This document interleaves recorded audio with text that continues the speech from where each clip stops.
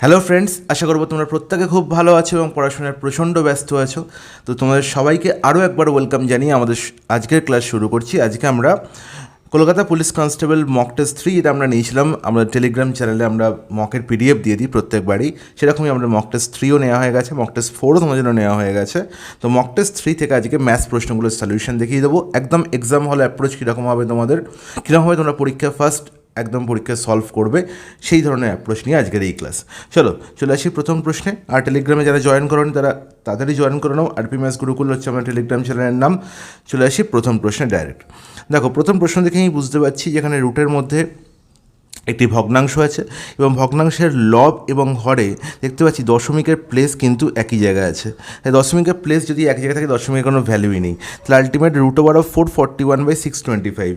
এবার দেখো 441 এর রুট করলে আমি কী পাবো, আর রুট 65-এর ভ্যালু কত হবে। দেখো 441 হচ্ছে 21 স্কোয়ার, তার মানে রুট 440 মানে 21, আর 625-এর বর্গমূল করলে হবে 25, তার মানে 21/25 হবে। ইটস নট ইট, বলো একদম ঠিক। এবার দাদা এখানে 21/25 আছে, আমি এটাকে ভগ্নাংশ থেকে দশমিককে ট্রান্সফার করব। যখনই দেখবো নিচে 25 আছে, একে 4 দিয়ে গুণ করে দেবো, ওপরে নিচে 4 দিয়ে গুণ করে দাও, ব্যাস গল্প শেষ।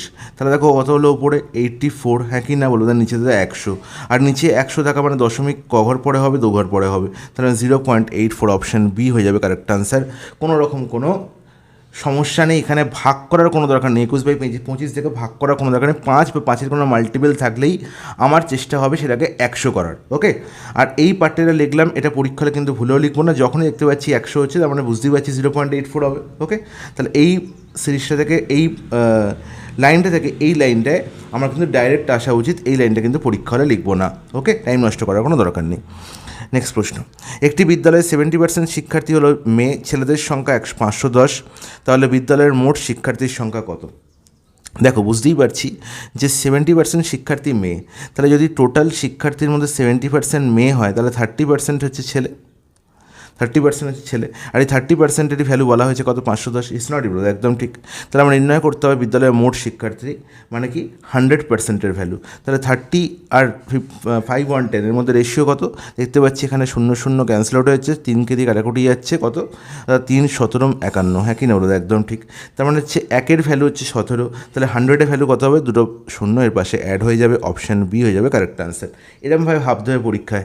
আর সেদিন চলে গেছে যে এরকমভাবে লিখতে হবে 30% ইজ ইকাল টু 510, তাহলে 1% কত বাই 30, 100% কত ইন্টু 100, না এরকম আর নেই।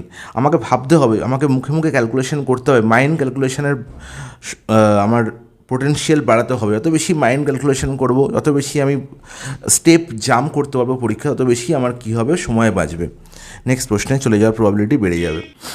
আচ্ছা, এই প্রশ্নটা দেখে তোমার মনে হতে পারে যেখানে অপশান ভুল আছে, কারণ তোমরা কী করবে, A:B 4:9 আছে, A:C 2:3 আছে, তোমরা দেখেই বলবে আচ্ছা A:B 9+4, A+B হচ্ছে 9+4 13, আর A+C তো 5 হচ্ছে, তাহলে 13:5 হওয়ার কথা। এখানে 13:5 তো কোথাও নেই, তাহলে অপশান কি ভুল আছে? না। আর এই 13:5 যদি পরীক্ষা অপশানে একটা দিয়েও দেয়, তাহলে তোমরা সেটাতেই দাগ দিয়ে চলে আসবে। এখানেই তোমাদের বিশাল বড় একটা ভুল হয়ে যাবে। ভুলটা কী জন্য হবে, কারণ দেখো এখানে দুটো রেশিও আছে, দুটো রেশিওতে কমন পার্ট কে আছে, এ, ঠিক আছে। তাহলে এ এর ভ্যালু এখানে যদি 4 দেওয়া থাকে, তাহলে এর ভ্যালু এখানে 2 কী করে হয়, সেটা সম্ভব নয়। তাহলে এর ভ্যালু যদি দু জায়গায় একই এন্টিটি আমার রয়ে থাকে দুটো রেশিওতে, তার ভ্যালুকে সমান করো, এটাই হচ্ছে মেন ওয়ার্ক রেশিওতে, যেটা আমি তোমাদের প্রত্যেকবার শেখাই। তাহলে এখানে এর ভ্যালু 4 হলে এখানেও এর ভ্যালু 4 হওয়া উচিত। তাহলে 2কে 4 করতে গেলে আমায় 2 দিয়ে গুণ করতে হবে, রেশিওর দুটো টার্মকেই আমায় 2 দিয়ে গুণ করতে হবে। একজনকে করা যাবে না, একজনকে একটা লাড্ডু দিলে আর একজনকে আর একটা লাড্ডু খাওয়াতে হবে, নাহলে কিন্তু সে কিন্তু কী হয়ে যাবে, রেগে যাবে। তাহলে 2 দুগুণে 4 হয়ে গেল, আর এবার 3 দুগুণে কত হয়ে গেল, 6 হয়ে গেল। তাহলে A:C হয়ে গেলো 4:6। এবার যোগ করো, A+B কত হয়ে যাবে, 4+9 13, আর A+C কত হবে, 4+6 10, তাহলে 13:10 হয়ে যাবে কারেক্ট আনসার, অপশান সি। বোঝা গেল? তাহলে এত সহজেই প্রশ্নের সমাধান করা যায়, কিন্তু শুধু আমার মাইন্ডে এই ক্যালকুলেশনটা হওয়া উচিত আগে। নেক্সট প্রশ্ন, পরপর 3টে বিজোড় স্বাভাবিক সংখ্যার যোগফল হলো 87। হ্যাঁ, এই কথাটা বলা উচিত, বিজোড় স্বাভাবিক সংখ্যা। ওকে, বিজোড় সংখ্যা বললে তাকে স্বাভাবিক সংখ্যা বলা উচিত, নাহলে কিন্তু একটা বিশাল বড় মিস্টেক। ওকে, তাহলে চলো, বিজোড় স্বাভাবিক সংখ্যার যোগফল বলা হয়েছে কত, 87। এই সংখ্যাগুলোর মধ্যে সবচেয়ে ছোট সংখ্যাটি হলো, তা আগেও তোমাদের আমি উদাহরণ অঙ্ক করেছি, অনেকবার বলেছি যে যখনই বিজোড় সংখ্যার গল্প বলা থাকবে এবং সেখানে নাম্বার অফ টার্ম থাকবে বিজোড় সংখ্যক। তার মানে কি 3, 5, 7, 8, 3, 5, 7, 9, 11, 13 এরকম সংখ্যক যদি টার্ম থাকে তাহলে সবসময় যখনই বলে দেবে যে যোগফল বলা হয়েছে 87, যোগফল বলা হয়েছে 87, তাহলে আমি সেখান থেকে আগে গড় নির্ণয় করবো, অ্যাভারেজ। তাহলে এদের যোগফল যদি 87 হয়, তুমি এদের গড় কত, অ্যাভারেজ কত? দাদা অ্যাভারেজ হয়ে যাবে আমার 87/3, হ্যাঁ কি না বলো তো? একদম ঠিক। আর 87/3 মানে কত, 29, হ্যাঁ কি না বলো তো? একদম ঠিক। তাহলে অ্যাভারেজ যখন পেয়ে গেলাম, তার মানে বলে দেবো কি, যে তিনটে সংখ্যা ফার্স্ট, সেকেন্ড আর থার্ড, এই তিনটে সংখ্যার অ্যাভারেজ যখন 29, তাহলে অ্যাভারেজ হয়ে যাবে সবসময় মিডিল নাম্বার। তার মানে সেকেন্ড নাম্বারটি হচ্ছে কত, 29। আর সেকেন্ড নাম্বারটি যদি 29 হয়, ঠিক তার আগের সংখ্যা কি, বিজোড় সংখ্যা। এখানে সবাই 1, 2, 3 সবাই হচ্ছে বিজোড় সংখ্যা, মানে এদের গ্যাপ কত করে, এদের মধ্যে গ্যাপ হচ্ছে 2 করে। তাহলে 2 থেকে 1 যাবো কি, -2 করবো। তাহলে 2 থেকে 1 যদি -2 করতে, তাহলে 29 থেকে -2 করলে কত হয়ে যাবে, 27। তার মানে ফার্স্ট নাম্বার বা সবচেয়ে ছোটো সংখ্যাটি হয়ে যাবে কত, 27। অপশন ডি হয়ে যাবে কারেক্ট অ্যান্সার। সব থেকে বড়ো সংখ্যাটি কত, 3 নম্বর সংখ্যাটি 29 + 2, অ্যান্ড দ্যাট ইজ কত, 31। এটা কিন্তু মাথায় রাখতে হবে। ওকে, নেক্সট প্রশ্ন। 31 কিন্তু অপশানে আছে। ওই একটি বাসের গতিবেগ 72 কিলোমিটার পার ঘন্টা, বাসটি 5 সেকেন্ডে কত দূরত্ব অতিক্রম করবে? প্রশ্নে কিন্তু কিছুই নেই। আমি 72 কিলোমিটার পার ঘন্টাকে মিনিট পার সেকেন্ড করে নেবো। 72 ইন্টু 5 × 18 ইন্টু টাইম কত, 5, দ্যাটস ইট, কারেক্ট অ্যান্সার। 18 4 72 আর 4 25 হচ্ছে 100। কোথায় আছে? অপশান এ হয়ে যাবে কারেক্ট অ্যান্সার। নেক্সট প্রশ্ন। 12 জনের মধ্যে প্রথম 11 জনের গড় ওজন 95 কিলোগ্রাম। 12তম ব্যক্তির ওজন, 12 জনের গড় ওজন হচ্ছে 33 কিলোগ্রাম বেশি। 12তম ব্যক্তির ওজন কত নির্ণয় করতে হবে। দারুণ একটা প্রশ্ন, অসাধারণ একটা ট্রিক্স দেখাবো তোমাদের। এই প্রশ্ন অনেক রকমভাবে থাকে, অনেক উপায়ে থাকে পরীক্ষা হলে। ঠিক আছে, খুব ভালো করে প্রশ্নটা সলভ দেখবে, নাহলে কিন্তু মিস করে যাবে। বলছে 12 জনের মধ্যে প্রথম 11 জনের গড় ওজন হচ্ছে 95 কিলোগ্রাম। তাহলে টোটাল 12 জন লোক আছে, তাকে দুটো ভাগে ভাগ করছে। একটা হচ্ছে 11 জন একটা গোষ্ঠীতে, একজন একটা গোষ্ঠীতে। ওকে, 12 জনের গড় ওজন ধরে নাও এক্স, এটা হচ্ছে এদের অ্যাভারেজ ওয়েট। ওকে, 12 জনের গড় ওজন ধরে নাও এক্স। বলা হয়েছে প্রথম 11 জনের গড় ওজন হচ্ছে কত, 95 কিলোগ্রাম। তাহলে 11 জনের গড় ওজন কত বলা হলো, 95। ওকে, 12তম ব্যক্তির ওজন 12 জনের গড় ওজনের চেয়ে 33 কিলোগ্রাম বেশি। তাহলে 12 জনের গড় ওজন কত ছিল, এক্স। তাহলে তার অপেক্ষা 33 বেশি। তাহলে এই 12তম ব্যক্তিকে, এই একজন যে পড়ে আছে, তাহলে তার ওজন কত না, এক্স + 33। ইজ নট ইট, বলবো দাদা একদম ঠিক। ওকে, এবার কি বলা হলো না, 12তম ব্যক্তির ওজন কত। তাহলে দেখো এই যে প্যাটার্নটা, যে একটা জিনিসকে দুটো খণ্ডে ভাগ করা, তার মধ্যে প্রথম খণ্ডটির মান আমি জানি, সেকেন্ড খণ্ডটির মান আমি জানি, কি অ্যাভারেজ ওয়েট। সবাই কিন্তু অ্যাভারেজ ওয়েট, একজনের ওয়েট মানে অ্যাভারেজ ওয়েট বলতে পারি। আর 11 জনের অ্যাভারেজ ওয়েট কত, 95। আর টোটাল 12 জনের অ্যাভারেজ ওয়েট আমি ধরে নিয়েছি এক্স। তার মানে এক্স কোথায় বসে যাবে, এখানে। তাহলে এই প্যাটার্নটা কি অ্যালিগেশন প্যাটার্ন নয়? অনেকেই কিন্তু এই জিনিসটাকে অ্যালিগেশন না করে এক্স ধরে অনেক রকমভাবে সলিউশন করে, এবং যেখানে প্রচুর টাইম লেগে যায়। তাহলে দেখো অ্যালিগেশন প্যাটার্ন আমি জানি যে অবভিয়াসলি এ যদি এক্স দেখতে পাচ্ছি, আর এ হচ্ছে এক্স + 33, তার মানে এই সংখ্যাটা যদি এক্স অপেক্ষা বড় হয়, তাহলে অবশ্যই 95 এক্স অপেক্ষা ছোটো। তার মানে আমি বলতে পারি এখানে ভ্যালু কত হবে না, এক্স - 95, হ্যাঁ কি না বলো, একদম ঠিক। আর এই ভদ্রলোক হচ্ছে বড়, তাহলে এক্স + 33 থেকে এক্স বিয়োগ করলে এখানে কত হয়ে যাবে, 33। তাহলে এবার দেখো আমি এই যে রেশিওটা পেলাম 33:x - 95, এই রেশিওটা কোন রেশিও হবে না, কাকে ভেঙেছিলাম না 12কে, মানে সংখ্যাকে ভেঙেছিলাম কতে, 11 আর 1-এ। তাহলে আলটিমেট এই রেশিওটি হলো 11:1 সঙ্গে ইকুয়াল। আর এখানে 11-এর ভ্যালু দেখছি 33 হয়েছে, 11 ভ্যালু কত হয়েছে, 33 হয়েছে, হ্যাঁ কি না। তাহলে x - 95 এর ভ্যালু কত হবে দাদা? দাদা আমি এখানে দেখতে পাচ্ছি যে 33, আমি যদি এটাকে এরকম লিখতাম যে 33/x - 95 = হচ্ছে 11/1, এরকম লিখতাম। তাহলে তুমি কি বলতে, এখানে কাটাকুটি করতে, তাহলে x - 95-এর ভ্যালু হচ্ছে 3। তাহলে এই জিনিসটাই আমায় লিখতে হবে, যেখানে এক্সের 11-এর ভ্যালু 33 এবং 3 গুণ হয়েছে, তাহলে এখানে 1-এর ভ্যালু 3 গুণ হবে। 1-এর ভ্যালু 3 গুণ হলে কত হবে? 3 হবে। আমাকে এরমভাবে ভাবতে হবে, এই লাইনটা করা যাবে না পরীক্ষা হলে। 1-এর ভ্যালু 3 গুণ হলে 3 হবে, তা 3 তো এখানে নেই, x মাইনাস 95 আছে, তার মানে x মাইনাস 95 ভ্যালু হচ্ছে 3। তাহলে এক্সের ভ্যালু কত দাদা? এক্সের ভ্যালু হচ্ছে 3 + 95, দ্যাট ইজ 98। ওকে, এবার আমার নির্ণয় করতে বলেছে কার ভ্যালু? না 12তম ব্যক্তির ওজন। 12তম ব্যক্তির ওজন কত ছিল দাদা? x + 33। তাহলে এক্সের ভ্যালু তো পেয়ে গেছি, তাহলে 12তম ব্যক্তির ওজন কত হলো? না 98 + 33 ইজ নট ইট, বলবো একদম ঠিক, তার মানে 131 is the correct answer, option C. বোঝা গেল এত সহজে প্রশ্নের সমাধান করা যায় অ্যালিগেশন মেথডে।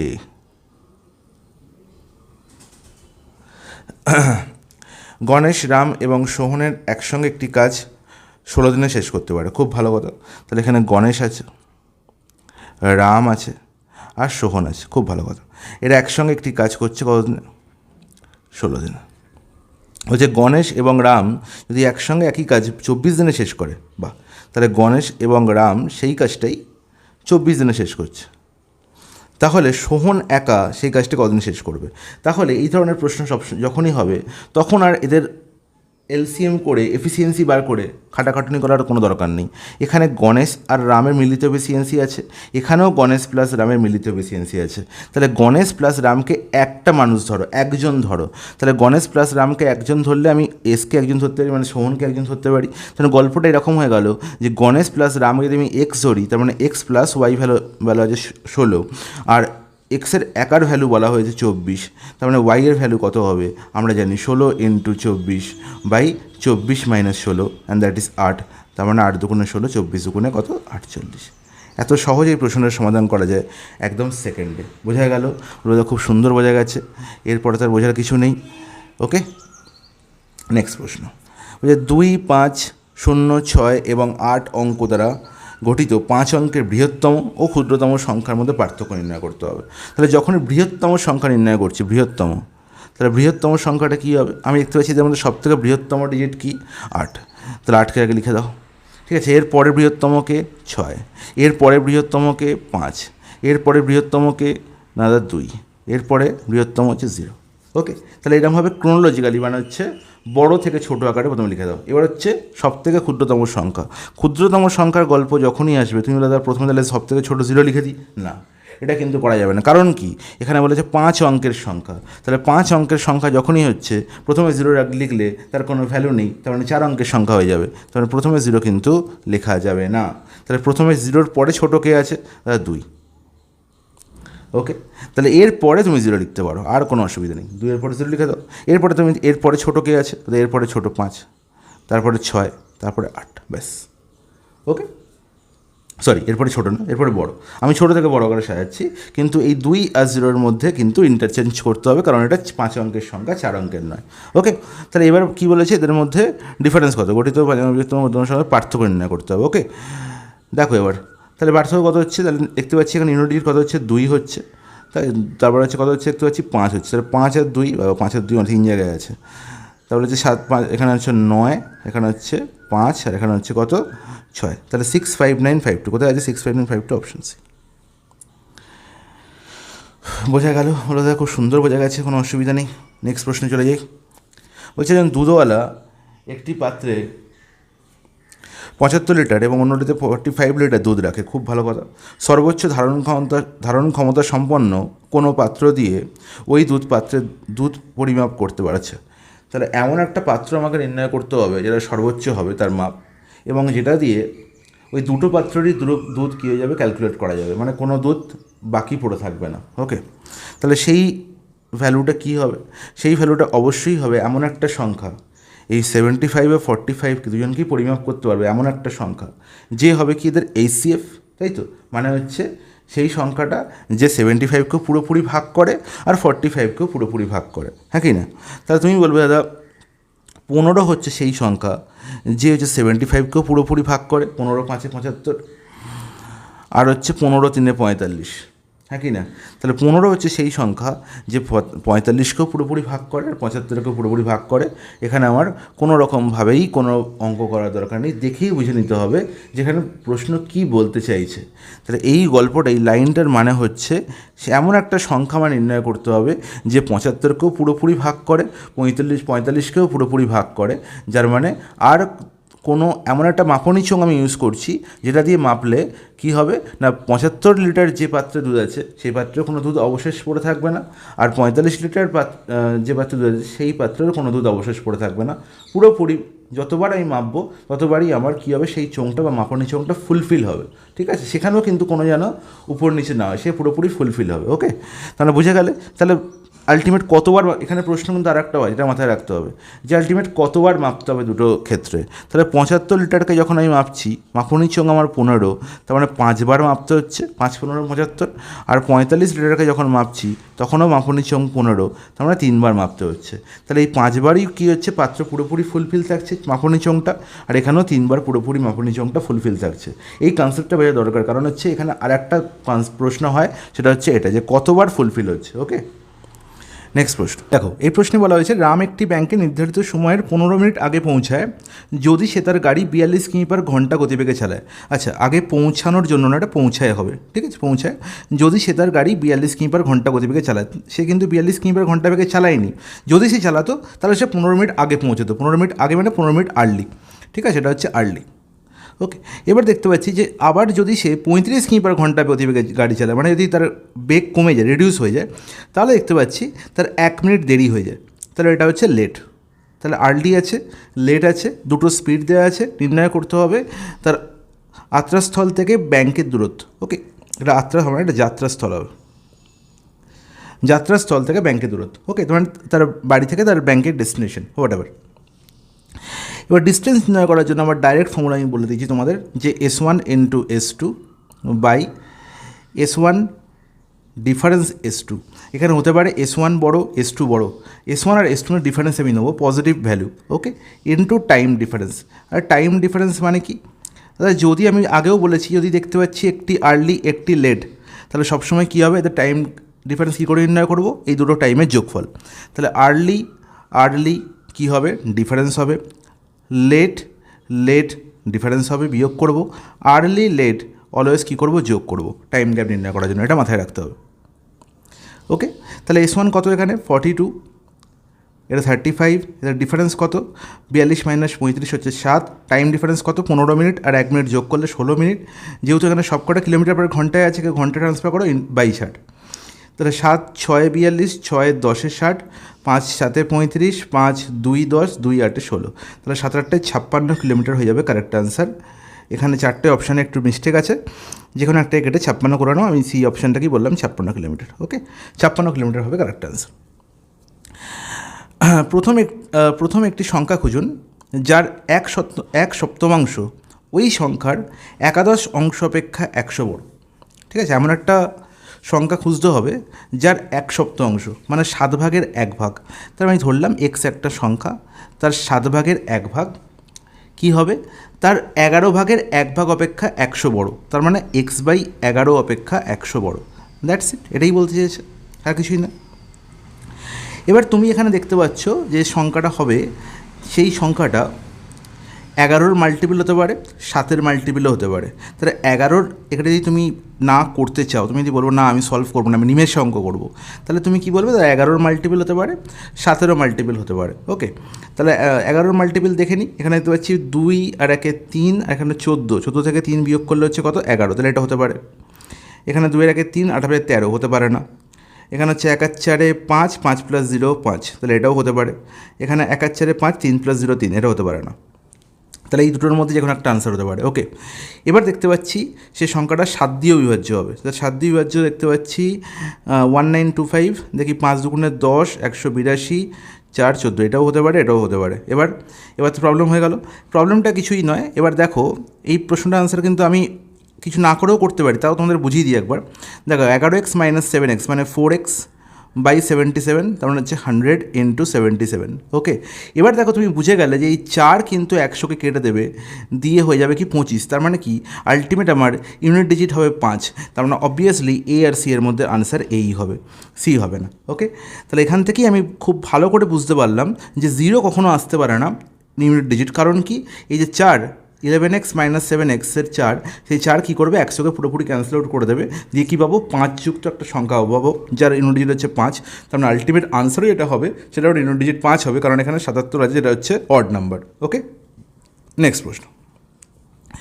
আচ্ছা, তুমি এই চারোটাকে গুণ করে নিতে পারো। 25 সাথে 175, এক্সের ভ্যালু কী হলো 25 সাথে 175 ইন্টু 11, 11 মাল্টিপল জানো তোমরা কীভাবে করতে হয়।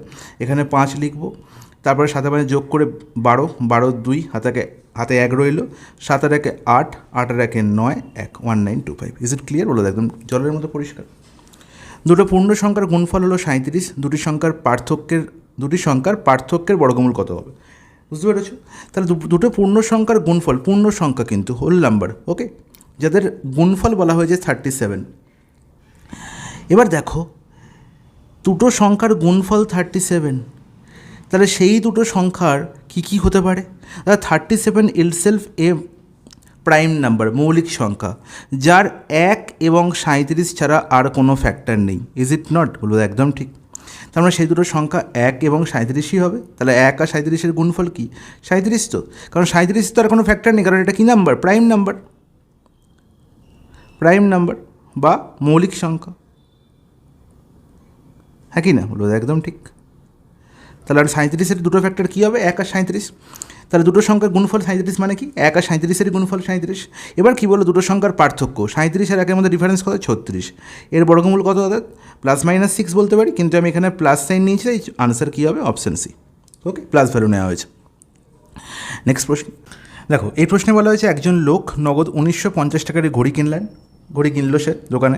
সে একটা ট্রিক্স খেললো। সেটা কী করলো না, 2200 টাকায় ধার এসে বিক্রি করলো। মানে কি, যে ভাই আমি তোকে এই ঘড়িটা দেবো, কিন্তু তোকে আমাকে 2200 টাকা দিতে হবে। তার মানে আমি তাকে কী করলাম না, 2200 টাকা নয়, 1950 টাকাকে ধার দিলাম অ্যাকচুয়ালি আমি, কিন্তু তার থেকে আমি নিলাম 2200 টাকা। আর সেই ধার দেওয়ার জন্য আমি আবার সুদও পাবো। আমি যদি ওই টাকাটা ব্যাংকে রাখতাম, বা সেই লোকটা যদি ওই টাকাটা ব্যাংক থেকে ধার নিত, তাহলে তাকে 10% হারে সুদ দিতে হতো। ঠিক আছে, এটা হচ্ছে মেন গল্প, খুব ভালো করে বুঝবে অঙ্কটা। যদি সেই টাকাটা সে ব্যাংক থেকে ধার নিত, তাহলে সে 10% হারে তাকে সুদ দিতে হতো। তার মানে অ্যাকচুয়ালি তাকে কত শোধ করতে হতো না, 1950 টাকা সে ধার নিল, 10% সুদ দিতে হচ্ছে। তাহলে 1 বছর পর টাকাটা কত হচ্ছে দাদা? 1950, 10% মানে 100 টাকায় 10 টাকা, তাই তো? তার মানে 100 টাকাটা 1 বছর পরে 110 টাকা হচ্ছে। তার মানে বলতে পারি টাকাটা 11-র 10 গুণ হচ্ছে। এটাই তো আমি শিখেছি তোমাদের, 10%-এর ফ্র্যাকশন ভ্যালু কত?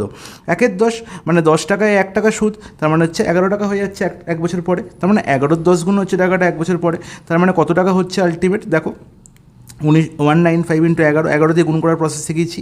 5 লিখে দাও, 9 আর 5 14, 4, হাতে 1, 9 আর 1 10, আর 1 11-র 1, হাতে 1, 1-এর সঙ্গে যোগ করে 2, ওকে, তাহলে 2145 টাকা হচ্ছে। তার মানে সে যদি ব্যাংক থেকে টাকাটা নিয়ে ওই ঘড়িটা কিনতো, তাহলে তাকে ব্যাংকে 2145 টাকা শোধ করতে হতো। কিন্তু দুঃখের বিষয়, সে বন্ধুর কাছ থেকে নিয়েছে বলে তাকে 2200 টাকা দিতে হচ্ছে। ওকে, তাহলে আলটিমেট বন্ধুটির লাভ হচ্ছে কত? লাভ হচ্ছে তাহলে 2200 মাইনাস 2145, তাহলে করলে কত হয়? আর এখানে দেখতে পাচ্ছি 45-এর সঙ্গে কত যোগ করলে? 155, তাহলে 55 টাকা হচ্ছে আমার লাভ। অপশান এ হয়ে যাবে কারেক্ট অ্যান্সার। খুব অসাধারণ একটি অঙ্ক, ঠিক আছে? না বুঝতে পারলে আমাকে কমেন্টে জানাবে, আমি আবার তোমাদের করাবো। কিন্তু এই কনসেপ্টের ওপর এই অঙ্ক পরীক্ষা আসলে অনেক স্টুডেন্টেরই কিন্তু প্রবলেম হবে। ওকে, নেক্সট প্রশ্ন বলছে একজন শিক্ষার্থী একটি সংখ্যাকে 0.72 দ্বারা গুণ করার পরিবর্তে এটিকে 7.2 দ্বারা গুণ করে। খুব ভালো কথা। ধরো আমি শিক্ষার্থী, আমি তোমাদের শেখাচ্ছি, বোর্ডে লিখলাম যে 0.72 ইন্টু একটা সংখ্যা সাপোজ, ওকে, কিন্তু সেটা 7.2 দ্বারা গুণ করা উচিত ছিল, সেটা 7.2 দ্বারা গুণ করে ফেলেছিলাম আমি 0.72 গুণ করার জায়গায়।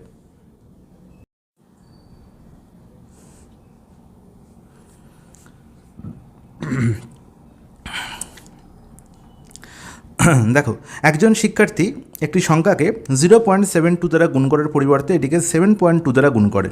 তাহলে 0.72 দিয়ে গুণ করার কথা ছিল, কিন্তু সে 7.2 দিয়ে গুণ করে ফেলেছে। তার মানে সে বেশি গুণ করেছে, তাই তো? তাহলে এই সমস্ত ক্ষেত্রে আমরা বাচ্চাবেলায় কী করতাম? এক্স ধরে করতাম, যে সংখ্যাটা এক্স, তাহলে এক্স ইন্টু 0.72 করা উচিত ছিল। আমি করেছি কি 7.2x।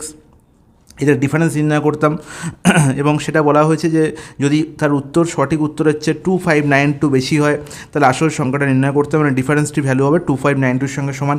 এখন ওসব করবো না, আমি ডাইরেক্ট করবো যে 7.2 হচ্ছে আমার লেখা হয়ে গেছে, কিন্তু লেখার কথা ছিল 0.72। তাহলে এতে আমার ডিফারেন্স কত? তাহলে আমি ধরে নিয়েছি কি সংখ্যাটা হচ্ছে 1, আমি 1-এর সঙ্গে গুণ করে দিচ্ছি, এক্স আর ধরবো না। তাহলে 1-এর সঙ্গে গুণ করলে আমি সংখ্যাটা গুণফল কত হয়েছে 7.2, আর গুণ করা উচিত ছিল 0.72 দিয়ে। তাহলে 0.72 ইন্টু 1 করলে হবে 0.72। তাহলে এতে আমাদের ডিফারেন্স কত? এখানে হচ্ছে 10 8, 8 থেকে 12 4, এখানে হচ্ছে 6, 6.48। তাহলে 6.48-এর ভ্যালু কত? 2592। তাহলে আমি নির্ণয় করতে হবে কি সংখ্যাটি কত? তাহলে 1-এর ভ্যালু নির্ণয় করতে হবে, ডাইরেক্ট 2592-কে 6.48, আমি আর পয়েন্ট লিখলাম না, 640 নিচে লিখলাম, উপরে 100 দিয়ে গুণ করে দিলাম। ওকে, তাহলে আবার দেখো 648 পুরোপুরি 4 বার যাচ্ছে, তার মানে হচ্ছে 400 হয়ে যাবে কারেক্ট অ্যান্সার সংখ্যাটা, অপশানে। একটি বাক্সে 100টি নীল বল, 50টি লাল বল, 50টি কালো বল আছে। ওকে, তাহলে আমরা দেখতে পাচ্ছি ব্লু বল আছে, রেড বল আছে, আর ব্ল্যাক বল আছে। ঠিক আছে, এবার ব্লু বল 100টি, 50টি রেড বল, আর 50টি কালো বল আছে। ওকে, যদি সেখানে থেকে 25% নীল বল, 50% লাল বল নিয়ে নেওয়া হয়, এবার বলো আমাকে 25% মানে কি? 4 ভাগের 1 ভাগ, তার মানে হচ্ছে 100-র 4 ভাগের 1 ভাগ নিয়ে নেওয়া হয়ে গেছে। তাহলে পড়ে আছে কত না 4 ভাগের 3 ভাগ, তাহলে 100-র 3/4 করলে কত হয়? অর্থাৎ 75টা এখন পড়ে আছে। ওকে, 50টি লাল বল নিয়ে নেওয়া হয়েছে, তাহলে 50% মানে কি হাফ নিয়ে নেওয়া হয়েছে, তাহলে হাফ পড়ে আছে, তার মানে 50 হাফ মানে হচ্ছে কত? 25 পড়ে আছে। আর কালো বল যা ছিল, কালো বল যা ছিল তাই আছে। তাহলে বর্তমানে কালো বলের শতকরা হার কত? তাহলে কালো বল আছে 50টা, আউট অফ কত? 75 প্লাস 25, 100 প্লাস 50, তাহলে 50/150 ইন্টু 100, দ্যাটস ইট। তাহলে আউট অফ 150টা বলের মধ্যে 50টা এখন হচ্ছে কালো বল। তাহলে 50/150 সবসময় কত? 1/3, আর 1/3 ইন্টু 100 করলে কত হবে? 33.1/3%। কোথায় আছে? অপশান সি হয়ে যাবে কারেক্ট অ্যান্সার। নেক্সট প্রশ্ন বলছে এ, বি এবং সি একটি কাজ যথাক্রমে 6 দিন, 12 দিন এবং 15 দিনে করতে পারে। খুব ভালো কথা। তাহলে এ একটা কাজ করছে 6 দিনে, বি সেই কাজটা করছে 12 দিনে, আর সি সেই কাজটা করছে 15 দিনে। খুব ভালো কথা।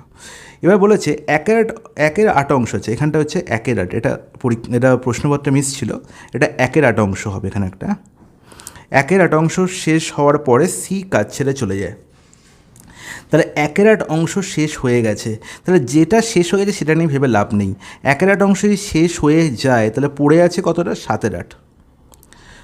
তাহলে টোটাল কাজ কত টাকা নির্ণয় করে ফেলি? আমরা জানি 6, 12, 15 এলসিএম টোটাল কাজ পেয়ে যাবো। 6, 12, 15 এলসিএম কত? 60। ইজ নট ইট, বলে একদম ঠিক।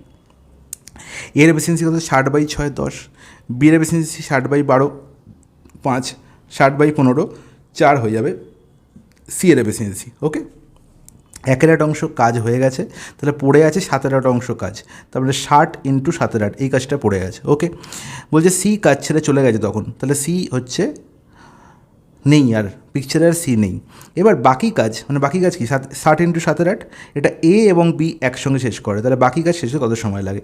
তাহলে এ আর বির এফিসিয়েন্সি কত? 10 + 5 15, তাহলে বাকি কাজ মানে 60 ইন্টু 7/8 কাজ করছি কত এফিসিয়েন্সি নিয়ে? 15 এফিসিয়েন্সি নিয়ে, তাহলে এটাই হচ্ছে টাইম। তাহলে 15 4 60, 4 2 8, তাহলে 7/2 মানে 3.5। অপশান কোথায়? এ হয়ে যাবে কারেক্ট আনসার। তাহলে 3.5 দিন টাইম লাগবে, এর থেকে ইজিভাবে এই প্রশ্ন সলভ করা সম্ভবই নয়। ওকে, নেক্সট প্রশ্ন। একটি ট্যাঙ্ক একটি পাইপ দ্বারা 5 ঘন্টা জল ভরতে পারে, এবং ওই ট্যাঙ্কটি দ্বিতীয় পাইপ দ্বারা 4 ঘন্টার মধ্যে খালি হয়ে যায়। তাহলে একজন ভর্তি করছে, এ পাইপ ধরলাম ভর্তি করছে 5 ঘন্টায়, আর বি পাইপ কী করছে? খালি করছে, সে কত ঘন্টায়? 4 ঘন্টায়। এবার ট্যাঙ্কটি পুরো জল ভর্তি অবস্থায় যদি উভয় পাইপ খোলা হয় তাহলে ট্যাঙ্কটি খালি হতে কত সময় লাগবে? তাহলে 5-এর 4 এলসিএম কত? 20, তাহলে 20 হচ্ছে ট্যাঙ্কের টোটাল ক্যাপাসিটি, তাহলে পুরো ক্যাপাসিটি এখন ফিল হয়ে আছে। এ কী করছে? ভর্তি করছে, কত ভর্তি করছে 1 ঘন্টায়? না 20/5 4 ইউনিট। বি কত খালি করছে? না বিড়ি খালি করছে 20/4 5 ইউনিট। তার মানে যদি এদের ডিফারেন্স নির্ণয় করি, তাহলে এ তো ভর্তি করছে আর এ খালি করছে, তাহলে 1 ঘন্টায় দুটো পাইপকে একসঙ্গে চালালে কতটা খালি হয়? 4 ইউনিট ভর্তি হচ্ছে, 5 ইউনিট খালি হচ্ছে, মানে 1 ইউনিট কী হয়ে যাচ্ছে? খালি হয়ে যাচ্ছে। 1 ইউনিট খালি হয়ে যাচ্ছে। তাহলে নির্ণয় করতে হবে আমাকে যে ট্যাঙ্কটি খালি হতে সময় কত লাগবে। তাহলে আমার 20 unit total capacity, 20 unit total capacity, 1 ঘন্টায় 1 ইউনিট খালি হচ্ছে, তাহলে 20/1 20 ঘন্টা আমার টাইম লাগবে পুরো ট্যাঙ্কটি খালি হতে। অপশান সি হয়ে যাবে correct answer. Is it clear? জলের মতো পরিষ্কার, কোনো অসুবিধা নেই। ঠিক আছে, মনে রাখবে এই ধরনের প্রশ্নে আনসার 20 - 1 19ও হতে পারে যখন দুটো ট্যাঙ্ক একসঙ্গে দুটো নল একসঙ্গে খোলা হবে না। এখানে বলা হয়েছে ট্যাঙ্কটি পুরো জল ভর্তি অবস্থায় যদি উভয় পাইপ খোলা হয়, উভয় পাইপ একসঙ্গে খোলা হচ্ছে, মানে ভর্তিও হচ্ছে খালি হচ্ছে, ভর্তিও খালি হচ্ছে, তার মানে 1 ঘন্টা পুরোপুরি সবাই দুটোই একসঙ্গে কাজ করেছে। এরকম হয়নি যে আগে খালি করার পাইপ নলটা খোলা হয়েছে, তারপর ভর্তি করার নলটা ওপেন করা হয়েছে, এরকম নয়। কিন্তু কনসেপ্টটা কিন্তু ক্লিয়ার রাখবে। যখন দুজনকেই একসঙ্গে ওপেন করা হবে তখন সবসময় 1 ঘন্টায় কত ইউনিট খালি হচ্ছে, না 5 ইউনিট খালি হচ্ছে, এখানে 4 ইউনিট ভর্তি হচ্ছে, ওভারঅল খালি হচ্ছে কতটা, না 1 ইউনিট খালি হচ্ছে। তাহলে 1 ইউনিট যদি 1 ঘন্টায় খালি হয় তাহলে 20 ইউনিট খালি করতে 20 ঘন্টা সময় লাগবে। অপশন সি হয়ে যাবে কারেক্ট আনসার। নেক্সট প্রশ্ন, এ 90% ইজ ইকাল টু বি এর 30%, বি ইজ ইকাল টু এর X% হয়, তাহলে এক্সের ভ্যালু কত? খুব ইজি একটা অংশ প্রশ্ন, বাট আমাকে শুধু এইটুকু জায়গার মধ্যে আমাকে দেখে নিতে হবে। দেখো এই লাইনটা থেকে আমি বুঝতে পারছি যে এ এর 90% মানে এ ইন্টু 90% লেখাও দরকার নেই পরীক্ষা হলে, হ্যাঁ, is equal to B into 30%। Okay, এই পার্সেন্টেজ সাইন এদিকেও আমি কী করতে পারি, উড়িয়ে দিতে পারি, কারণ এদিকেও পার্সেন্টেজ আছে মানে বাই 100, এদিকেও পার্সেন্টেজ সাইনে উড়িয়ে দিতে পারি। তাহলে আলটিমেট আমার হয়ে গেল কি, A into 90 is equal to B into 30। তাহলে 30 আর 90 ক্যান্সেল আউট হয়ে গেল আলটিমেট কী হলো না 3 এর সমান হচ্ছে বি। আমায় নির্ণয় করতে হবে বি ইজ ইকাল টু এর কত পার্সেন্ট। তাহলে আলটিমেট বি এর ভ্যালু নির্ণয় করতে হবে। তাহলে বি ইজ ইকাল টু এ এর 3। এবার 3 ইটসেলফ কত পার্সেন্ট, 3 ইটসেলফ কত পার্সেন্ট? যখন একটা সংখ্যা থাকে, যখন একটা সংখ্যা শুধু পড়ে থাকে, শুধু তার পেছনে 3 যদি একটা সংখ্যা, 2 যদি একটা সংখ্যা, 15 যদি একটা সংখ্যা, 20 যদি যাই সংখ্যা থাকুক না কেন, বি ইজ ইকাল টু 3 মানে হচ্ছে B is equal to A into 3 মানে A into 300%। Is it clear? জলের মধ্যে পরিষ্কার, কোনো অসুবিধা নেই। অপশান বি হয়ে যাবে কারেক্ট আনসার। এটাকে যদি অঙ্কের ভাষায় আরও ভালো করে বোঝা যায় তাহলে বি ইজ ইকাল টু এর X%, এর মানে হচ্ছে বি বাই এ ইন্টু 100। ঠিক আছে, তাহলে এখানে দেখো বি বাই এ কত হয়েছে, বি বাই এ হচ্ছে 3, তাহলে বি বাই এ ইন্টু 100 মানে 3 ইন্টু 100% অ্যান্ড দ্যাট ইজ 300%। এটা লেখার কোনো দরকার নেই। যখনই আমি দেখবো যে বি ইজ ইকাল টু এর সামথিং আছে, যে সামথিং হয়ে যাবে সেটার সঙ্গে 100 গুণ। এখানে যদি থাকতো 2 এর 5, তাহলে 2 এর 5 ইন্টু 100, তাহলে 5 20 100 মানে 40%। ঠিক আছে, যাই থাকুক না কেন তার সঙ্গে 100 গুণ। ওকে, ইন্টু 100 মানে হচ্ছে পাশে একটা কি পার্সেন্টেজ সাইন দিয়ে দিতে হবে। নেক্সট প্রশ্ন, এই প্রশ্নে বলা হয় যে 16 বছর আগে আমার ঠাকুরদা আমার চেয়ে 9 গুণ বড়ো ছিলেন। খুব ভালো কথা। তাহলে গ্র্যান্ডফাদার আর গ্র্যান্ডসন, এদের মধ্যে বয়সের অনুপাত কত, না 9:1। ওকে, কত বছর আগে, না বিফোর 16 ইয়ার্স। এবার কি দেখতে পেলাম, না এখন থেকে 8 বছর পরে সে আমার বয়সে 3 গুণ হবে, তার মানে 3:1 হবে কত বছর পরে, না 8 বছর পরে। বর্তমানটা মধ্যিখানে আছে। ওকে, তাহলে দেখো আমি সবসময় বলেছি যে বয়স সংক্রান্ত অঙ্কের ক্ষেত্রে দুজন ব্যক্তির মধ্যে বয়সের গ্যাপ কখনো চেঞ্জ হয় না। আজকে হোক, 10 বছর পরে হোক, 100 বছর আগে হোক। তাহলে 9 আর 1-এর মধ্যে গ্যাপ কত, 8। 3 আর 1-এর মধ্যে গ্যাপ কত, 4। তাই 3 আর 1-এর মধ্যে গ্যাপ কত, 2। তাহলে এই 2 আর 8কে আমাকে সমান করতে হবে। তাহলে 2 কার্ড বানাও। 2 কার্ড বানাতে 4 দিয়ে গুণ করতে হবে। তাহলে 3কে 4 দিয়ে গুণ করলে কত হবে, 12, আর 1কে 4 দিয়ে গুণ করলে হবে 4।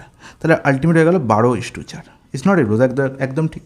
তাহলে দেখো 9 থেকে 12 হয়েছে দাদুর বয়স, তাহলে কতটা গ্যাপ হয়েছে, না 3 ইউনিট গ্যাপ হয়েছে। এই 3 ইউনিট আলটিমেট কত বছরে হয়েছে, না 16 বছর আগের গল্প, 8 বছর পরের গল্প, মধ্যিখানে গ্যাপ কত বছরের, 24 বছরের। এটা মাথায় রাখতে হবে। তাহলে 3 ইউনিটের ভ্যালু 24 বছরের সঙ্গে সমান, তাহলে 1 ইউনিটের ভ্যালু কত, 8 বছরের সঙ্গে সমান। তাহলে 8 বছর পরে বয়স কত, 12:4। তাহলে 12কে কত গুণ করতে হবে, 8 গুণ করতে হবে, মানে 96 বছর বয়স হচ্ছে 8 বছর পরে গ্র্যান্ডফাদারের বয়স। আর এখানে 4-8 32 হয়ে গেল আমার 8 বছর পরে আমার বয়স বা গ্র্যান্ডসনের বয়স। আমায় বলেছে যে 8 বছর আগে তাদের এবং ঠাকুরদার বয়সের অনুপাত কত। এবার 8 বছর আগে মানে বর্তমান থেকে 8 বছর আগে,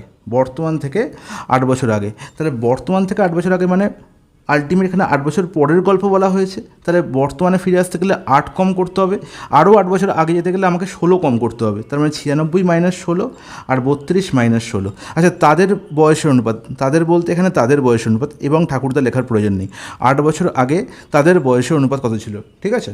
তাদের বলতে এখানে গ্র্যান্ডফাদার এবং গ্র্যান্ডসনের কথা বলা হয়েছে। ওকে, তাহলে আগে গ্র্যান্ডফাদারে নেবো, কারণ এখানে প্রত্যেক জায়গায় গ্র্যান্ডফাদার আগে আছে। তাহলে 96 - 16 অ্যান্ড দ্যাট মিনস হচ্ছে কত, 80। আর এখানে হচ্ছে 16, তাহলে 80:16 মানে হচ্ছে 5:1। এবার দেখো এখানে 5:1 কি আছে না, 5:1 নেই। তারপরে নিশ্চয়ই আগে কাকে নিয়েছে না, আগে গ্র্যান্ডসনকে নিয়েছে। ওকে, তাহলে 1:5 হয়ে যাবে কারেক্ট আনসার। এটা ক্লিয়ারলি বলা উচিত ছিল, এখানে ক্লিয়ারলি বলার নেই। ঠিক আছে, তাহলে এখানে যদি এটা এবং ঠাকুরদার কথা বলা হচ্ছে, তার মানে এখানে এটা তাদের না লিখে যদি আমার লেখা হতো, আমার এবং ঠাকুরদার বয়স অনুপাত কত, তাহলে 1:5 হয়ে যাবে কারেক্ট আনসার। নেক্সট প্রশ্ন কী বলা হয়েছে, একটি জিনিস 240 টাকায় বিক্রি করলে একজন ব্যক্তির 10% ক্ষতি হয়। 10% ক্ষতি হওয়া মানে তাকে 90%-এ বিক্রি করতে হবে, হ্যাঁ কি না? তাহলে 90%-এর ভ্যালু কত বলা হয়েছে, 240 টাকা। নির্ণয় করতে হবে যে কোন মূল্যে তিনি বিক্রি করলে 20% লাভ হবে, তার মানে 120%-এ বিক্রি করলে আলটিমেট কত টাকায় বিক্রি করতে হবে সেটা নির্ণয় করতে হবে। দেখো 90 আর 120 এদের এসিএফ কত, 30 বলতে পারি। তার মানে 30%-এর ভ্যালু আমি নির্ণয় করে ফেলি, তাহলে খুব সহজে 120%-এ চলে আসতে পারবো। তাহলে 90 থেকে 30 এসছি কত, 3 ভাগ করে, তাহলে 240কে 3 ভাগ করে দাও, তার মানে 30%-এর ভ্যালু হচ্ছে 80 টাকা। তাহলে 30 থেকে 120 করে যাবো, 4 গুণ করে, তাহলে 80কে 4 গুণ করে দেবো, মানে 320 টাকা হয়ে যাবে আমার কারেক্ট আনসার। দেখো আমার কোনো কাটাকুটি করতে হলো না। এই প্রসেসটা হচ্ছে খুব ইম্পর্ট্যান্ট প্রসেস। শর্টকাট টেকনিক না জানা থাকলে কিন্তু এই ধরনের প্রশ্ন তাড়াতাড়িভাবে সলিউশন করা সম্ভব না। আমি কিন্তু এখানে শর্টকাট রুল অ্যাপ্লাই করিনি, আমি জাস্ট ক্যালকুলেশন দেখালাম। ক্যালকুলেশন তোমাকে কী করতে হবে, মাস্টার হতে হবে। চলো নেক্সট প্রশ্ন কী বলা হয়েছে, 20% এবং 5% পরপর দুটি ছাড়ের সমতুল্য ছাড় কত? তাহলে আমি সমতুল্য ছাড়ের গল্প আগেই জানি যে 20 + 5, তাই তো 20 + 5 -20 × 5/100। তারপর আলটিমেট 20 × 5 মানে 100/100 মানে 1, তার মানে হচ্ছে 25 - 1 মানে 24%। অপশান সি হয়ে গেল কারেক্ট আনসার। দেখো এই প্রশ্নে কী বলা হয়েছে, পি এবং কিউ এর মধ্যে দূরত্ব 27 কিলোমিটার। খুব ভালো কথা, তাহলে পি আছে একটা জায়গা আর কিউ হচ্ছে একটা জায়গা। পি আর কিউ এর দূরত্ব কত বলা হয়েছে, 27 কিলোমিটার। ওকে, বলেছে দুটো ট্রেন যথাক্রমে 24 কিমি/আওয়ার এবং 18 কিমি/আওয়ার বেগে পি এবং কিউ থেকে একই দিকে যাত্রা শুরু করেছে। পি থেকে একটা ট্রেন যাচ্ছে, কিউ থেকে একটা ট্রেন যাচ্ছে। পি থেকে যাচ্ছে তার স্পিড হচ্ছে 24 কিমি/আওয়ার, আর কিউ থেকে যাচ্ছে তার স্পিড হচ্ছে 18 কিমি/আওয়ার। ওকে, বললো তারা একটা পয়েন্ট আর এ গিয়ে মিলিত হলো, তাই তো বলেছে কিউ থেকে আর বিন্দুতে মিলিত হয় একটা তারা, তাহলে কিউ আর এর মধ্যে দূরত্ব নির্ণয় করতে হবে। হোয়াট এভার, আমাকে এই প্রশ্নটা যদি এরমভাবে থাকতো যে পি আর কিউ এর মধ্যে দূরত্ব 27 কিলোমিটার, তারা একই দিকে যাচ্ছে, ঠিক আছে, তারা কখন গিয়ে মিলিত হবে, কোন সময়, কত সময়কে তারা একটা স্থানে গিয়ে মিলিত হবে, সেই টাইমটা নির্ণয় করো। টাইমটা আমি কীভাবে নির্ণয় করতাম, টাইম নির্ণয় করার ফর্মুলা হচ্ছে ইনিশিয়াল ডিস্টেন্স। এই টাইমটা কী টাইম না, মিটিং টাইম কত না, initial distance by relative speed. Initial distance কত ছিল, 27। রিলেটিভ স্পিড কত, এটা একই দিকে যাচ্ছে মানে এদের স্পিডের ডিফারেন্স, তার মানে 24 - 18 দ্যাট ইজ 6, তাই তো? তাহলে এই সময় তারা মিলিত হবে। এবার এই সময় পি থেকেও যে ট্রেনটা যাত্রা শুরু করেছে সেও এগোচ্ছে, কিউ থেকে যে ট্রেনটা যাত্রা শুরু করেছে সেও এগোচ্ছে। তাহলে এখানে দুটো কোশ্চেন জিজ্ঞাসা করা হতে পারে, একটা হচ্ছে পি আর এর মধ্যে ডিস্টেন্স, আর একটা কিউ আর এর মধ্যে ডিস্টেন্স। ওকে, তাহলে যদি পি আর এর মধ্যে ডিস্টেন্স নির্ণয় করতে বলে, তাহলে সবসময় মিটিং টাইম ইন্টু পি থেকে যে ট্রেনটা যাত্রা শুরু করেছে তার স্পিড মানে পিএস লিখলাম, আর কিউ আর এর ডিস্টেন্স কী করে বলবো না, মিটিং টাইম ইন্টু কিউ থেকে যে ট্রেনটি যাত্রা শুরু করেছে তার স্পিড। তাহলে কিউ আর দূরত্ব কত হবে না, 27/6 মিটিং টাইম ইন্টু কিউ থেকে যে ট্রেনটি যাত্রা শুরু করে তার স্পিড কত, 18। তাহলে 6 × 3 = 18, 27 × 3 কত হতো, 81 কিলোমিটার। তাহলে 81 কিলোমিটার হচ্ছে কিউ আর এর মধ্যে দূরত্ব, অপশানে কারেক্ট আনসার। বোঝা গেল, খুব সুন্দর বোঝা গেছে, কোনো অসুবিধা নেই। একজন নির্মাতা 2550 টাকা ধার করে, খুব ভালো কথা, বার্ষিক 4% চক্রবৃদ্ধি সুদের হারে 2 বছর শেষে সে সমান বার্ষিক কিস্তিতে ফেরত দেয়। প্রতিটি কিস্তির পরিমাপ কত হবে? তাহলে তুমি বলবে দাদা এখানে তাহলে 4 বছর পরে আমি সুদটা নির্ণয় করব, 2 বছর পরে আমি সুদ নির্ণয় করব, সেটাকে প্রিন্সিপালের সঙ্গে যোগ করে দেবো, তাকে দুভাগে ভাগ করে দেবো না, সেভাবে কিন্তু ইনস্টলমেন্টের গল্প হয় না। মনে রাখবে ইনস্টলমেন্টের গল্প কীরকম হয়, 4% যে বার্ষিক সুদ আছে এই পার্সেন্টেজ থেকে আমি জানি যে আলটিমেট 4%-এর ফ্র্যাকশন ভ্যালু হচ্ছে 1/25। তাহলে 25 টাকায় আমাকে 1 টাকা সুদ দিতে হয় 1 বছরে, তার মানে 26 টাকা হয়ে যায়। 25 টাকা 1 বছর পরে অ্যামাউন্ট, প্রিন্সিপাল আর অ্যামাউন্টের রেশিও হয়ে গেল 25:26। তাহলে 1 বছরে যদি 25 টাকায় আমার 26 টাকা হয়, তাহলে 2 বছরে আমরা জানি কম্পাউন্ড ইন্টারেস্টের ক্ষেত্রে কী হয়, পাওয়ারের সেই 2 হয়ে যায়, 3 বছর পরে পাওয়ারে কিউব হয়ে যায়, তাই তো, পাওয়ারে 3 হয়। তো সেরকমভাবেই আমি বলতে পারি 2 বছর পরে যখন কিস্তি দেবো তখন হচ্ছে 25টা হয়ে যাবে 25 স্কোয়ার, মানে হচ্ছে 625, আর 26টা হয়ে যাবে 676। সবসময় মনে রাখবো এই দিকে যারা আছে এটা হচ্ছে আমি যতটা ধার করেছি প্রিন্সিপাল, আর এটা হচ্ছে আমার ইনস্টলমেন্ট। এবার ইনস্টলমেন্ট তো সমান ইনস্টলমেন্ট বলা হয়েছে, তাহলে সমান ইনস্টলমেন্ট যখন 26 আর 676 তো সমান নয়, তাহলে ওকে সমান বানাও। তাহলে 26কে কত গুণ করলে 676 হবে? 26 গুণ করলে। তাহলে এদিকেও 26 গুণ করতে হবে, কারণ তো রেশিও আমাকে সেম রাখতে হবে, তাই তো। তাহলে আলটিমেট 26 × 25 কত হয়ে গেল না দাদা? 650। 25 × 25 + 25, তাহলে 625 আর 650 টোটাল কত টাকা ধার নিলাম আমি? এখানে হচ্ছে 5, 5 আর 2 7, 6 হচ্ছে 1275 টাকা। আলটিমেট ইনস্টলমেন্ট কত দিতে হচ্ছে? দেখো 676 করে ইনস্টলমেন্ট দিতে হচ্ছে, হ্যাঁ কি না বলবো? একদম ঠিক। আমার প্রতিটা কিস্তির পরিমাণ, প্রতিটা ইনস্টলমেন্টের পরিমাণ জানতে চেয়েছে। তাহলে 1275 ভ্যালু কত বলা হচ্ছে? 2550। তাহলে 1275কে কত গুণ করলে 2550 হয়? দেখো দুগুণ করলে হয়। তাহলে 676কে দুগুণ করলে আমি প্রতিটা ইনস্টলমেন্ট ভ্যালু পেয়ে যাবো। 676 × 2 করলে 2 6 12, 2 2 7 14 টাকা 15, 5 2 6 12 টাকা 13, 1352 টাকা হচ্ছে প্রতিটা ইনস্টলমেন্ট। অপশান টি। এতটা ইজি এই প্রশ্নটা, যদি বুঝতে পারো। ওকে, না বুঝতে পারলে প্রচণ্ড শক্ত। নেক্সট প্রশ্ন বলছে 160-এর 15%-এর সঙ্গে কত যোগ করতে হবে যাতে যোগফল 240-এর 25%-এর সঙ্গে সমান হয়? তাহলে 160-এর 15% আমি খুব সহজে নির্ণয় করতে পারি, মুখে মুখে হয়ে যাবে। 15% মানে কি? 3 এর 20। তাহলে 160 × 3 এর 20, এটা লিখতেও হয় না। 20 8 60, 20 8 160, তার মানে হচ্ছে 24। এবার 24-এর সঙ্গে কত যোগ করতে হবে? তাদের যোগফল কত হবে? 240-এর 25%। 25% মানে কি? 1 4। 25% মানে কত? 1 4। তাহলে 240-এর 1 4 মানে কত? 60। তাহলে 24-এর সঙ্গে কত যোগ করলে 60 হবে? তাহলে 24-এর সঙ্গে কত যোগ করলে 60 হবে? 36 যোগ করলে। অপশান বি হয়ে যাবে কারেক্ট অ্যান্সার। কিছু আছে প্রশ্নের মধ্যে? দেখো এই ধরনের প্রশ্ন খুব সহজে আমি ওড়াতে পারি, খুব সহজে। দেখো একটা একটা করে পার্ট দেখবো, ওপর নিচে। দেখো জিরোজ, এখানে দেখো দশমিক ক ঘর পড়ে আছে? যদি আমি ডান দিক থেকে দেখি 3 ঘরে পড়ে আছে। ওকে, তাহলে এখানেও দেখো 3 ঘর পড়ে আছে, এখানেও 3 ঘর পড়ে, এখানেও 3 ঘর পড়। তাহলে আলটিমেট কি এর কোনো ভ্যালু আছে? কোনো ভ্যালু নেই। তাহলে আমি এটাকে 9 আর 2-এ ট্রান্সফার করি, 9/2 লেখা হয়ে গেল। এবার বাকিগুলোর আমি টোটাল দেখে নিই কতগুলোর পড়ে আছে। এখানে উপরে দেখতে পাচ্ছি 2, 3-এ 5টা, 5টা, 3-এ 8টা। এখানে দেখো 4টে, এখানে 4টে, 8টা। তাহলে আলটিমেট বাকি যে সংখ্যাগুলো আছে তার আগে দশমিক কোনো ভ্যালু নেই, কারণ আলটিমেট কাটাকুটি হয়ে যাবে। তার আলটিমেট গল্পটা এরকম হয়ে গেল 9 × 36 × 16 × 8, নিচে হয়ে গেল 2 × 8 × 2। That's it. ওকে, কাটাকুটি করতে পারো। 8 2 16, 16 এখানে পেয়ে গেলাম, 2 এখানে 4। তাহলে দেখো 4 9 36, দুটো 36 এতে মানে 36 হয়ে যাবে correct answer. Option A. Next প্রশ্ন বলছে 5টি সংখ্যার গড় 12। খুব ভালো কথা, 5টা সংখ্যা বলা হয়েছে, তাদের গড় বলা হয়েছে 12। বলছে কিন্তু এদের মধ্যে 3টের গড় 10। 5টাকে ভেঙে আমি 3টে নিয়ে নিলাম, এই 3টের গড় হচ্ছে কত? 10। বাকি দুটোর সংখ্যার গড় নির্ণয় করতে হবে। তাহলে বাকি দুটো সংখ্যাই পড়ে আছে, 5 থেকে 3টে নিয়ে নিলে বাকি দুটো সংখ্যা পড়ে থাকে, এর গড় আমি জানি না, আমি এক্স ধরে নিলাম। তাহলে যখনই বলেছি একটা সংখ্যাকে ভেঙে দুটো টুকরো পাওয়া যাবে এবং হোল টোটালটার একটা ভ্যালু থাকবে, ইন্ডিভিজুয়ালগুলোর ভ্যালু বলা থাকবে, সেটা হচ্ছে অ্যালিগেশন মেথড, আর কিছুই নয়।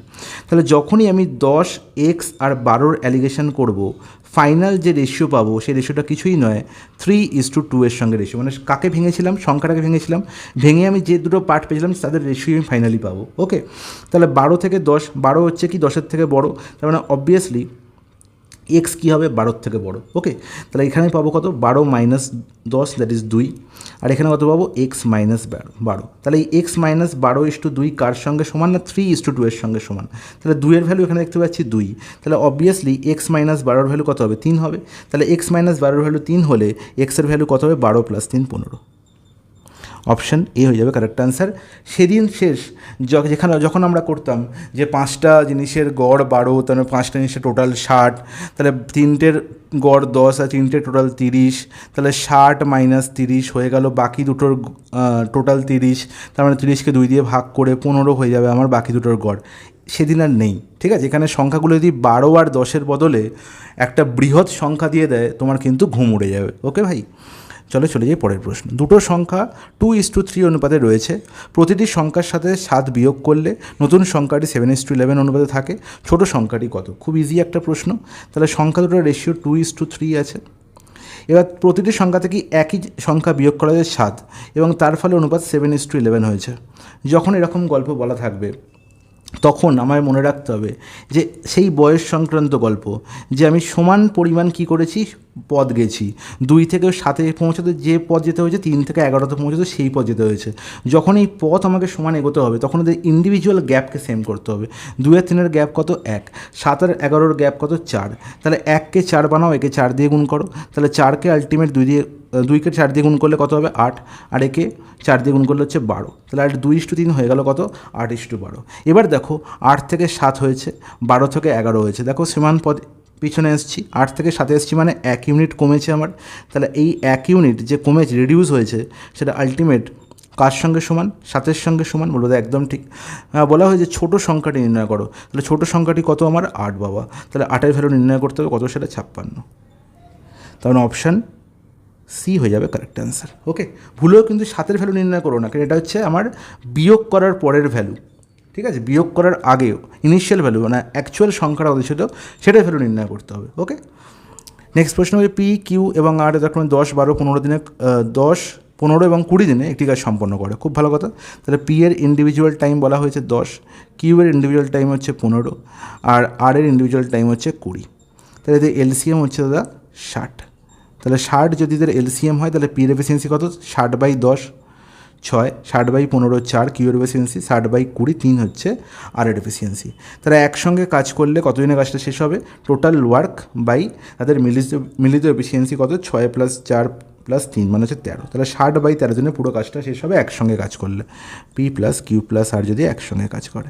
তাহলে 60/13 মানে হচ্ছে কত? 4 × 13 = 52। তাহলে 4 × কত? 8-13।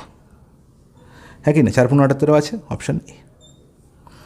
নেক্সট প্রশ্ন বলছে 8 জন পুরুষ 5 দিনে একটি বাড়ি রং করতে পারে। 4 দিনে একই বাড়ি রং করতে কতজন পুরুষ লাগবে?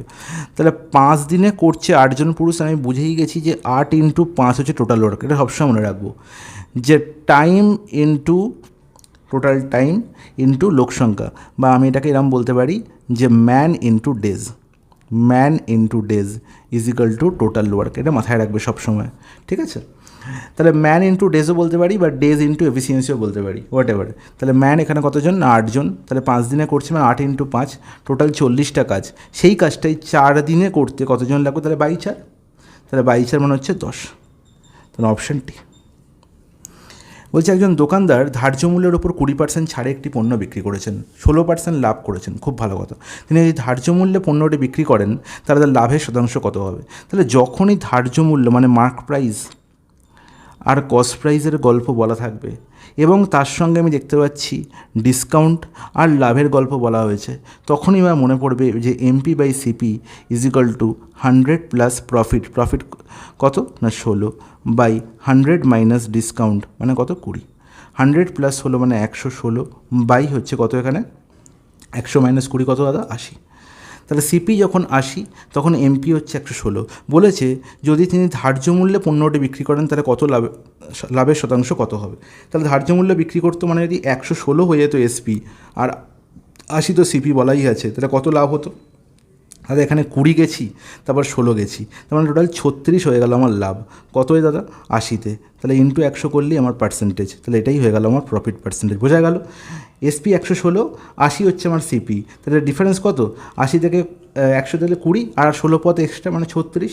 তাহলে 36 হচ্ছে আমার প্রফিট। কত? সবসময় সিপিতে। তাহলে 82 ইন্টু 100, 20 × 4 = 80, 20 × 5 = 100, 4 × 9 = 36, 5 × 9 = 45% আমার প্রফিট। অসাধারণ একটি প্রশ্ন, অপশানটি। দেখো এই প্রশ্নটার আনসার কি তোমরা সেকেন্ডে ওড়াতে পারবে? তুমি বলবে দাদা এই প্রশ্নটার আনসার আমি সেকেন্ডে ওড়াতে পারতাম যদি ধরো এই পুরোটার ভ্যালু হচ্ছে পি এর ভ্যালু তোমার নির্ণয় করতে হবে। যদি আমি এখানে 1-এর জায়গায় দেখতাম 6 আছে, ঠিক আছে, তাহলে আমি বলতাম এটা 6 আছে, তাহলে আমি এটাকে লিখতে পারি যে 3 × 2, তাহলে যদি প্লাস আছে যেহেতু 3 হবে কারেক্ট আনসার। তাহলে আমি সেকেন্ডে উড়িয়ে দিতে পারতাম, কিন্তু এখানে 1 আছে, আমি সেকেন্ড ওড়াতে পারবো না। কী করবো? আমার সঠিক প্রসেস জানতে হবে। 6 থাকলে আমি করতে পারছি, কিন্তু 1 থাকলে করতে পারছি না, তার মানে সঠিক প্রসেস আমি জানি না। তাহলে 6, 7, 5, 3, 2, 1, 8, 9 যা খুশি থাকুক না কেন, আমার এর ডাইরেক্ট ফর্মুলা মনে রাখতে হবে যে পি এর ভ্যালু যদি এরকম থাকে ডাইরেক্ট ফর্মুলা কী? এর ডাইরেক্ট ফর্মুলা হচ্ছে পি ইজ ইকাল টু সবসময় 1+, এই 1+টা ভালো করে মনে রাখবে, 1+ই সবসময় হবে, একটা রুট দিতে হবে। এই রুটের মধ্যে কে থাকবে? রুটের মধ্যে থাকবে আমার 1 প্লাস 4 ইন্টু এখানে যেটা থাকবে, এখানে যদি এ থাকতো তাহলে 4 ইন্টু এ বাই 2, এটা হচ্ছে অ্যাকচুয়াল ভ্যালু। এবার এখানে এ এর জায়গায় কী আছে না, এর জায়গায় 1 আছে, ব্যাস তুমি এর ভ্যালু 1 লিখে দাও, দেখো আনসার হয়ে গেল। তাহলে আলটিমেট আনসার কত হলো? 1 প্লাস 4 ইন্টু 1 মানে 4, 4 প্লাস 1 5, 1 প্লাস √5/2। এবার দেখো √4 মানে কত? 2 তো, তার মানে অবভিয়াসলি √5 হলো 2 অপেক্ষা বেশি হবে, তাহলে আলটিমেট 3/2 হলো এর ভ্যালু। আমি যদি 5-এর জায়গায় আমি যদি 4 ধরি তাহলে 3/2 হলো, মানে হচ্ছে 3/2 মানে কি 1.5, 1.5। তাহলে 3/2 যদি আমি লিখি তাহলে সেটা দেখতে পাচ্ছি যে 3/2 আমার যেটা আনসার হবে সেটা 3/2 অপেক্ষা সামান্য বড় হবে, গ্রেটার দ্যান 3/2 হবে। ওকে, সামান্য বড়, কিন্তু সেটা 2 ক্রস করে চলে যাবে না। তার মানে আনসার যেটা হচ্ছে সেটা আলটিমেট 1 থেকে 2 এর মধ্যে হচ্ছে, অপশন সি হয়ে যাবে কারেক্ট আনসার।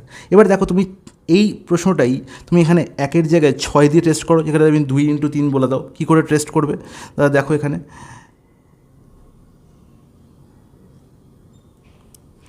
এটা কী ছিল আমার 1 প্লাস 4 ইন্টু এ মানে কত? এখানে এখন 6 বাই কত 2, তাহলে 1 প্লাস দেখো 4 6 24 প্লাস 1 25, 25-এর রুট করলে 5/2, তাহলে দেখো 5 প্লাস 1 6/2 অ্যান্ড দ্যাট ইজ কত 3। তাহলে দেখো যখন প্লাস থাকে তোমার কী হয়? 3 হয় তো। রোজ একদম ঠিক, কোনো অসুবিধা নেই, কত সহজে ব্যাপারটা বোঝা গেল। এবার যখন এটা মাইনাস হবে তখন কী হবে? মাইনাস হলে এই 1টা কী হয়ে যাবে? -1 হয়ে যাবে। -1 প্লাস 5/2, তাহলে -1 প্লাস 5 মানে কত হলো? না আলটিমেট 4/2, তার মানে 2 হয়ে গেলো কারেক্ট আনসার। বোঝা গেল? বলবো খুব সুন্দর বোঝা গেছে, কোনো অসুবিধা নেই। তাহলে এই ধরনের প্রশ্ন আর তোমাদের ভুল হবে না আশা করি? বলবো না একদম ভুল হবে না। তাহলে আলটিমেট আমি কী লিখবো? 4-এর জায়গায় কত লিখবো? এখানে 1 লিখবো। তাহলে আরেকবার করে দিই, তাহলে 4-এর জায়গায় যদি 1 লিখি তাহলে আলটিমেট 4 প্লাস 1 মানে √5, তাহলে 1 প্লাস √5/2 হয়ে যাবে কারেক্ট আনসার। আর √5-এর ভ্যালু কি? 2 অপেক্ষা সামান্য বেশি, তার মানে হচ্ছে আলটিমেট আনসার হচ্ছে কি গ্রেটার দ্যান 3/2, এটা বলতে পারি। গ্রেটার দ্যান 3/2 মানে 1.5 অপেক্ষা সামান্য বেশি, তার মানে 1 থেকে 2 এর মধ্যে, অপশন সি হবে কারেক্ট আনসার।